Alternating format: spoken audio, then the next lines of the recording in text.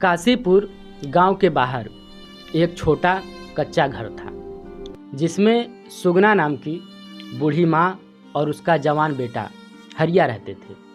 हरिया दलित जाति से था। वो मेहनत मजदूरी करके ये लोग कल के लिए अपनी और अपनी माँ का पेट पालता था। चिंता मत करो, सब माँ के लिए उसकी दुनिया हरिया ही था। लेकिन गांव में छुआछूत इतनी गहरी थी कि लोग उसके साय से भी दूर भागते थे। एक घटना जिसने सब कुछ बदल के रख दिया।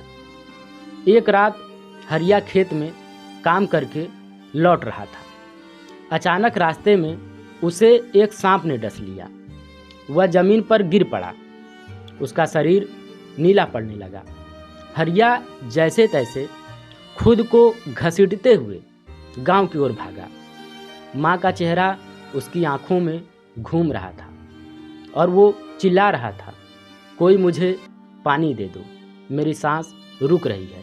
लेकिन कोई उसे पानी देने नहीं आया। गांव वाले खड़े होकर देखते रहे। किसी ने कहा, अरे मत छुओ, ये अछूत है, छूने से अपवित्र हो जाओगे। और कोई बोला, अगर मर भी जाए तो क्या होगा हमारा, कुआं हमारा अपवित्र नहीं होना चाहिए। अब देखिए कि लोगों की जो मानसिकता है वो मानसिकता किस प्रकार की है। हरिया जमीन पर तड़प रहा था। होंठ उसके सूख रहे थे, आंखें धुंधली हो रही थी। उसने फिर कहा, कोई एक घूंट पानी पिला दो। लेकिन कोई नहीं आया।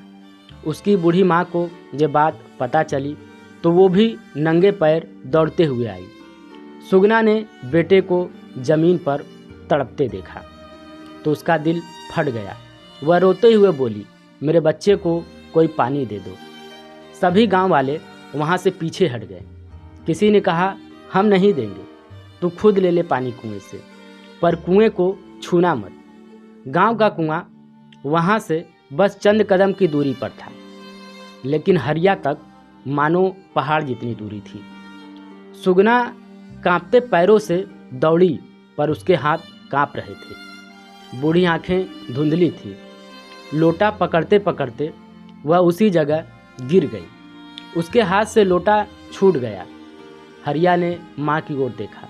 बाकी सब देख रहे थे, लेकिन कोई कुछ नहीं बोला। फिर धीरे से हरिया ने बोला, माँ रहने दो, मैं नहीं बचूंगा, मेरे लिए तुम अपना दम मत तोड़ो। माँ ने उसका सिर अपनी गोद में रख लिया। एक बूढ़ी माँ अपने जवान बेटे को खोता देख रही थी और वो पागलों की तरह रो रही थी। हरिया के शरीर में सांप का जहर पूरी तरीके से फैल चुका था। हरिया कमज़ोर आवाज़ में बोला, माँ, मुझे सिर्फ एक घूंट पानी चाहिए था। और यही कहते कहते उसकी सांस उसी जगह बंद हो गई। सुगना चीख पड़ी, मेरे बच्चे को एक घूंट पानी भी नसीब नहीं हुआ। उसकी जात ने क्या बिगाड़ा था? यह आवाज़ पूरे गांव में चारों तरफ गूंज गई। अगली सुबह पूरा गांव बदल गया। रात में सभी सो नहीं पाए थे। पहली बार गांव वालों को किसी बात से शर्म आई थी कि एक इंसान उनकी वजह से तड़प तड़प के मर गया। गांव के बुजुर्ग भी उस बात से रो पड़े। किसी ने कहा, हमने पाप किया है, इंसानियत को मार दिया। गांव ने सुगना से माफ़ी मांगी और उसी दिन पंचायत बुलाई गई। सबने एक ही वचन लिया, आज से इस गांव में छुआछूत हमेशा के लिए खत्म। गांव के कुएं पर पहली बार पत्थर पर लिखवाया गया, यह कुआं सभी का है। पहले इंसानियत है, उसके बाद जाति होगी। लेकिन वह दर्द, माँ की चीख, हरिया की प्यास कभी न मिट सकी।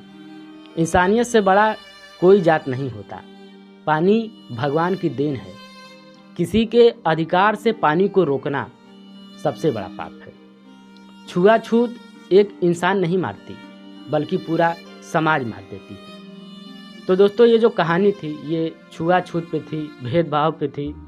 और ये कहानी बनाने का मेरा मुख्य उद्देश्य ये है कि हम इंसान हैं और भगवान ने सबको एक समान रूप से बनाया है। जो जाति धर्म होता है वो कहीं न कहीं इंसान बनाते हैं। वो भगवान नहीं बनाता, लेकिन इंसानों को भगवान बनाते हैं। तो इस कहानी के माध्यम से मैंने सोचा कि आप लोगों को थोड़ा सा जानकारी दूं। तो मुझे उम्मीद है कि आप लोगों को ये कहानी अच्छी लगी होगी। अगर वीडियो अच्छा लगा हो तो वीडियो को लाइक करें, चैनल पे हमारे नए हैं तो चैनल को सब्सक्राइब करें और एक कमेंट करके आप ज़रूर बताइएगा कि आपको ये कहानी कैसी लगी। नमस्कार दोस्तों।